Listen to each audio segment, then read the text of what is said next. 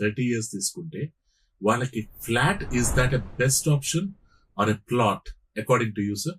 Sir at any given point of time I would say, అంటే not because మేము plotting business లో ఉన్నామని కాదు, బట్ రియలిస్టిక్ గా మీరు if you look at the data and if you look at the growth trajectory of any real estate market, Hyderabad అనే కాదు any market మీరు చూస్తే గనక ఫ్లాట్ కంటే కూడా plot at any given point of time is a better and a better option.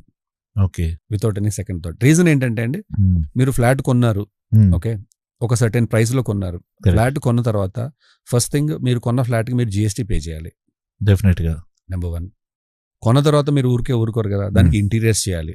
Yes, definite గా అది కూడా ఉంటుంది. ఆ ఇంటీరియర్స్ చేసిన తర్వాత it comes with a package for you. అవును, ఏంటంటే అండ్ ఆల్సో ఇంట్రెస్ట్ కూడా, home loan interest every month home loan మీరు ఇంట్రెస్ట్ పే అది కూడా ఉంటుంది. అవును. సో ఏమవుతుందంటే అండి, మీరు అది కొనడం వల్ల వచ్చేటటువంటి అప్రిసియేషన్ ఏదైతే ఉందో ఆ అప్రిసియేషన్ ని ముందే మీరు ఇక్కడ ట్యాక్స్ రూపంగా పే చేసేస్తున్నారు. కరెక్ట్. సో నిజంగా మీరు చూసేటటువంటి అప్రిసియేషన్ ఏదైతే ఉందో అది మీకు వచ్చేది చాలా తక్కువ.